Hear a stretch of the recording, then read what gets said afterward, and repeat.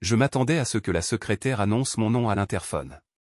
Au lieu de cela, j'ai été un peu surpris quand elle m'a jeté un coup d'œil, m'a souri et a dit « Monsieur Foster va vous recevoir. Monsieur Kitt, veuillez utiliser l'ascenseur pour monter au 4e étage et passer la porte à gauche. » Je savais que George Foster dirigeait la franchise Eastern Security, une organisation spécialisée dans la collecte de renseignements contre rémunération. Grâce à mes recherches en ligne, j'ai découvert que l'entreprise exploitait plus de 50 bureaux le long de la côte et des États-Unis. Les portes de l'ascenseur se sont ouvertes promptement. Quelques instants plus tard, j'ai frappé doucement à la lourde porte en bois. Ensuite, j'ai tourné la poignée et suis entré. « Monsieur Kitt » s'exclama un individu élégamment vêtu, assis derrière le bureau. Il se leva rapidement et s'avança vers moi pour me saluer. Il tendit la main, et alors que nous nous serrions la main, j'ai noté la fermeté de sa poigne. « Veuillez vous asseoir et m'expliquer comment Eastern peut vous être utile aujourd'hui » ajouta-t-il. Je me suis installé dans le fauteuil en velours et j'ai soigneusement pesé mes mots. Je suis intéressé par l'idée de faire appel à l'expertise de votre entreprise pour enquêter sur une affaire pour moi, Monsieur Foster. Franchement, je pensais avoir affaire à quelqu'un occupant un poste moins élevé dans l'organisation.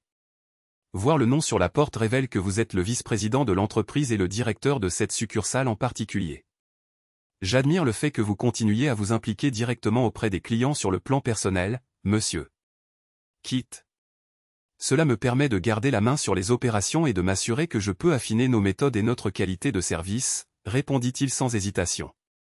Notre réputation repose sur la discrétion et le professionnalisme. J'aspire à ce que notre succursale incarne les normes les plus élevées. C'est effectivement une assurance réconfortante, concédai-je. Je crains que ma situation ne paraisse un peu cliché à quelqu'un occupant votre position. Je souhaite engager vos services pour établir si mon épouse, Monica, est impliquée dans une quelconque infidélité. C'est l'un des services de base que nous offrons, Monsieur Kitt. Ce n'est pas une mince affaire pour nous, affirma Foster. Puis-je vous demander si vous avez des preuves concrètes de l'infidélité de votre femme, ou s'agit-il simplement d'une suspicion? Alternativement, êtes-vous simplement inquiet sans motif solide? Je n'ai aucune preuve définitive et je pourrais me tromper complètement, mais Monica semble agir bizarrement ces derniers temps. Elle prétend être plus occupée, travailler tard et voyager fréquemment. Même lorsqu'elle est à la maison, elle se rend à son bureau le week-end. Même le 4 juillet, elle a passé 1 heure au travail, lâché jeu. Je souhaite simplement comprendre ce qui se passe. Il se peut que ce ne soit rien de plus qu'une ambition de réussir dans sa carrière. J'ai juste besoin d'être certain, insistai-je. Foster hocha la tête avec compréhension. Nous traitons de tels cas régulièrement. Parfois, la femme est effectivement infidèle, mais la plupart du temps, le mari interprète mal les signes. Espérons qu'il s'agisse d'une fausse alerte dans votre cas. Je devrais me rendre chez vous lorsque votre femme n'est pas présente pour installer du matériel de surveillance dissimulé afin de suivre ses activités. Quel moment vous convient le mieux, Monsieur Kitt? Vous voulez dire que vous, Monsieur Foster, avez l'intention de visiter ma maison pour effectuer la surveillance personnellement? Demandai-je, surpris. N'employez-vous pas des techniciens ou d'autres personnes à qui vous déléguez ces tâches? Je supposais qu'une personne occupant votre poste ne gérerait pas les détails opérationnels elle-même. Nous devons en partie notre succès à cette approche, sourit l'homme assis derrière le bureau. Comme je l'ai dit, j'aime m'impliquer dans le travail lui-même. Si l'un de nos employés déclare une tâche impossible ou prétend que quelque chose ne fonctionne pas, j'aurai une connaissance directe pour évaluer sa véracité. J'acquiesçai. J'ai parcouru votre site web et j'ai remarqué qu'un rapport écrit des conclusions est fourni. Moyennant des frais supplémentaires, le rapport peut également être fourni sur DVD. J'aimerais opter pour cette option. Si une tromperie est impliquée, je voudrais avoir la possibilité de la confronter avec les preuves. Indubitablement, cela pourrait être préjudiciable à la partie coupable en cas de divorce, correct? En effet, en supposant que votre femme ait eu une conduite répréhensible. Monsieur Kitt, je vous suggère de vous abstenir de tirer des conclusions prématurément. Permettez-nous d'exécuter la tâche pour laquelle vous nous rémunérez, comme prévu. N'êtes-vous pas venu nous voir pour cette raison précise? Interrogea Foster. Oui, sans aucun doute. Je ne voulais simplement pas vous mettre la pression pendant votre enquête. Je présentai mes excuses. C'est juste que la simple idée que Monica ait une liaison me rend furieux et nerveux.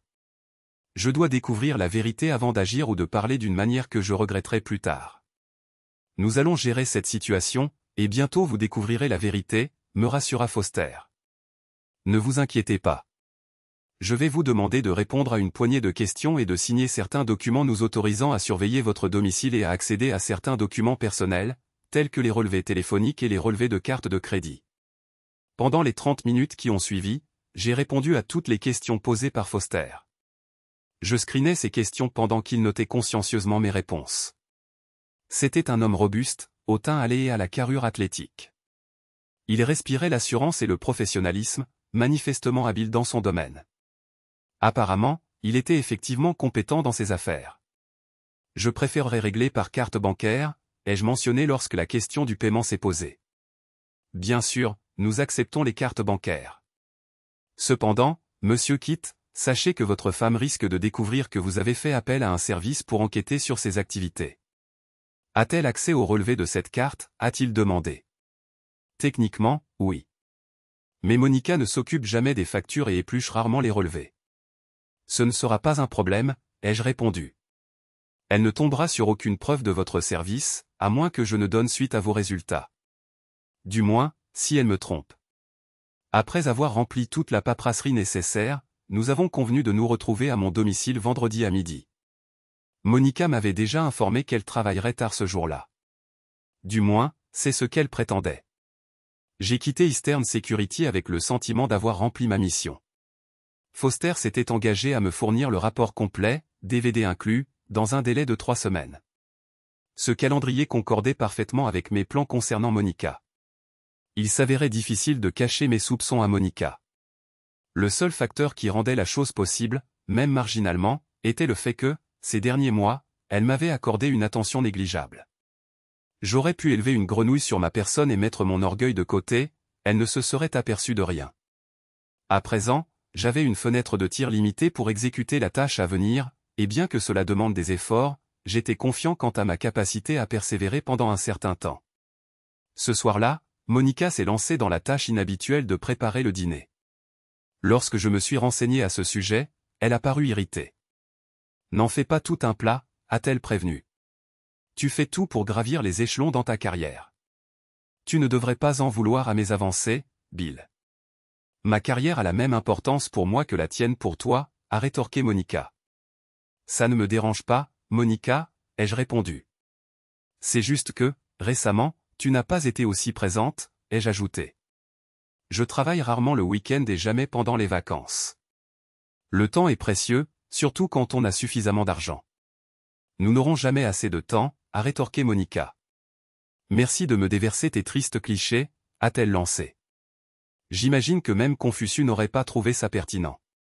Réalisant que mes perles de sagesse tombaient dans l'oreille d'un sourd, j'ai pris une bière dans le réfrigérateur et je me suis dirigé vers le salon pour regarder les informations. Le lendemain, au bureau, j'ai été convoqué dans le bureau du président. J'occupais un poste intermédiaire dans l'échelle de l'agence de publicité.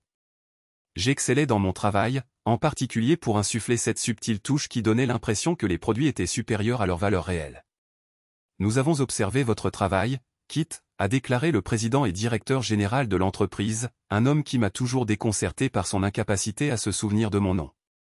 Vous avez fait preuve d'innovation et d'indépendance, et pourtant, vous travaillez bien en équipe. J'ai compris que cet individu avait passé beaucoup plus de temps que moi dans la publicité, qu'il était capable de dire beaucoup sans rien dire du tout. Il excellait vraiment dans ce domaine. Était-ce l'opportunité que j'attendais avec impatience ? Vous avez été promu vice-président, Kit. Félicitations.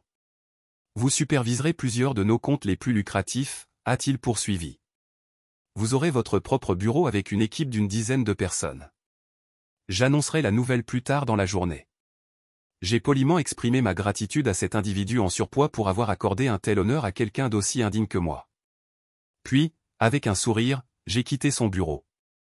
Finalement, tout s'alignait parfaitement. Quel dommage que Monica ait dû s'écarter du droit chemin. Après 24 ans de mariage et avoir élevé 2 enfants, elle méritait certainement de partager mes réussites et les avantages financiers qui les accompagnaient. Comme promis, mon supérieur a annoncé mon avancement, et lorsque je suis revenu de ma pause déjeuner, des individus me couvraient déjà d'une admiration exagérée. J'ai échangé des poignées de main et j'ai gardé mon sang-froid pendant que les hommes me flattaient excessivement. Étrangement, des femmes ont commencé à manifester un intérêt nouveau pour moi. Combien de fois avais-je encensé quelqu'un que je considérais comme un parfait idiot simplement parce que j'avais entendu dire qu'il avait été promu?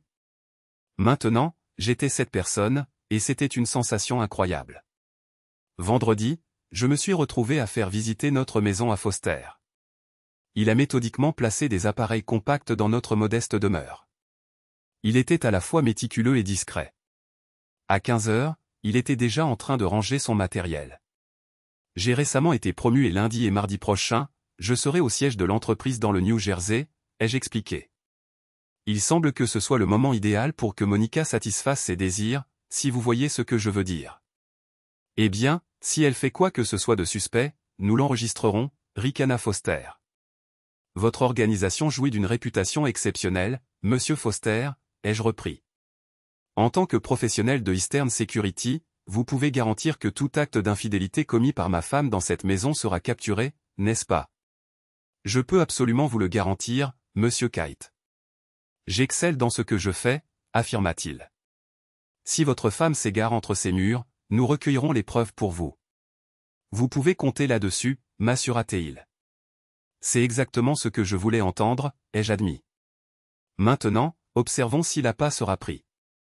J'ai été promu vice-président au travail aujourd'hui, ai-je informé Monica ce soir-là. Cela se traduit par une augmentation substantielle de mes revenus. Nous pourrons profiter de vacances agréables et acquérir quelques articles pour notre maison. Je savais qu'ils allaient reconnaître tes capacités, Bill, roucoula Monica. Je pense que nous devrions organiser une fête samedi, le 15. Nous pourrons commémorer à la fois nos 25 ans de mariage et ta promotion. Qu'en dis-tu, Monica? Je suis profondément touché. Quelle idée formidable. Ta famille sera présente, ainsi que quelques-uns de mes proches.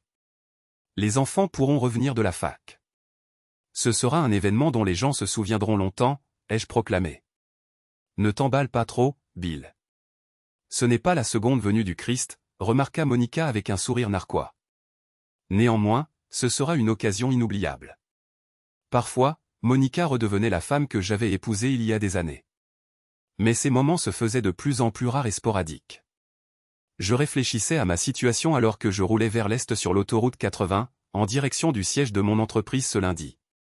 Monica pourrait-elle réellement me trahir pendant mon absence, dans ma propre maison, dans mon propre lit? Pourrait-elle être à ce point égocentrique et imprudente? Me prend-elle vraiment pour un tel naïf? J'avais des interrogations, et je savais que dans quelques jours, j'aurais toutes les réponses. C'était 3 jours avant notre célébration lorsque Foster est revenu à ma résidence et a démonté toute sa surveillance électronique. Je l'ai suivi alors qu'il passait d'une pièce à l'autre. Êtes-vous certain que Monica n'a pas reçu de visiteurs masculins, n'a pas passé d'appels étranges ou n'a pas eu un comportement qui pourrait suggérer, même de loin, une infidélité, ai-je demandé pour la 3e fois.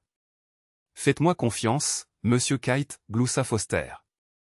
Votre femme ferait passer Mère Teresa pour une catin. Elle n'a pas de liaison. Quand recevrai-je le rapport et le DVD, ai-je demandé. Vous voulez toujours le DVD même sans contenu inapproprié, questionna Foster. J'ai payé pour l'article et je le veux. Je lui trouverai une utilité. À l'avenir, je le regarderai et j'en rirai, ai-je répondu. Bon, c'est votre argent. Tout sera prêt pour que vous le récupériez demain après-midi, haussa les épaules Foster. Bien après que Foster eut quitté la maison, je suis resté assis dans mon bureau à domicile, songeant à ma situation. Il insistait sur le fait que Monica n'avait pas été infidèle, n'avait introduit aucun prétendant, ni même des connaissances, dans la maison pendant mon absence. Que ferait Monica si elle découvrait la surveillance? Il semblait probable qu'elle se mettrait en colère et saisirait l'occasion de me punir et de m'humilier. Je devais me préparer à contrecarrer ses tentatives. Je ne pouvais pas me défaire du sentiment que j'étais pris dans quelque chose qui ressemblait à une affaire de vie ou de mort plutôt qu'à un mariage. Vers 23 heures, les invités ont commencé à arriver pour notre rassemblement. À 13 heures, presque tous les parents et amis dans un rayon de 80 km se régalaient de palourdes, de poulets frits, de homards et de steaks. Nous n'avions pas lésiné sur les moyens pour l'occasion. Tout le monde s'amusait follement. Puis, Monica a choisi de dramatiser la situation. Puis-je avoir l'attention de tout le monde, cria-t-elle par-dessus le brouhaha. Tous les regards se sont tournés vers elle. J'ai récemment découvert que mon soi-disant mari aimant avait engagé une agence pour surveiller mes activités, essayant de vérifier si j'avais une liaison. À part quelques halètements, la foule est restée largement silencieuse. J'ai ouvert le courrier par hasard hier et j'ai constaté qu'un paiement important avait été effectué de notre compte à une agence de surveillance. Après avoir passé quelques appels téléphoniques, j'ai confirmé que Bill les avait embauchés pour vérifier si j'avais été infidèle. Monica cracha les mots avec venin. Je pouvais sentir son hostilité parcourir la pièce. J'ai été informé que Bill avait même reçu un enregistrement DVD de mes actions. Pouvez-vous imaginer à quel point j'ai été choqué et découragé en découvrant le manque de confiance de Bill en moi et sa violation de ma vie privée, se lamenta Monica. Je savais qu'elle avait l'intention de m'embarrasser, mais elle l'a fait bien mieux que je n'aurais pu l'imaginer. Je suis resté ferme en silence, endurant le choc de son attaque verbale. Alors, Bill, mon soi-disant mari loyal et aimant, où est ce disque? Je pense que tout le monde ici mérite d'être témoin des conclusions de votre mini-opération d'espionnage et de déterminer par eux-mêmes qui est vraiment en faute. Allons le lire sur cette télé géante que tu as insisté pour acheter, grogna-t-elle. Tout le monde est réuni et prêt. J'ai répondu calmement, chérie, étaler nos problèmes en public n'est pas l'idéal. Ne pourrions-nous pas en discuter dans un cadre plus privé? C'est notre anniversaire, après tout. Tu as essayé de ruiner ma vie en m'accusant, ni plus ni moins, d'infidélité, et maintenant tu voudrais tourner la page comme si de... Mon équipe juridique m'a informé que mon entreprise aurait dû me prévenir et obtenir mon consentement écrit avant de procéder à une vérification de mes antécédents. Ils m'ont également conseillé qu'Eastern Security dispose de ressources financières considérables mais est dans de sales draps à cause des agissements de son agent. Il a séduit votre mère alors qu'il menait une enquête sur moi, puis a accepté une compensation pour un rapport sur ses activités tout en étant personnellement impliqué avec elle, et a finalement sciemment déformé des informations dans ce rapport. On m'a assuré que des sociétés comme celle-ci préféreraient régler les affaires à l'amiable avant que la vérité ne s'ébruite dans la presse. On a du mal à croire que c'est notre fête d'anniversaire, dis-je avec un sourire narquois. On dirait plutôt la célébration de ma retraite entièrement financée.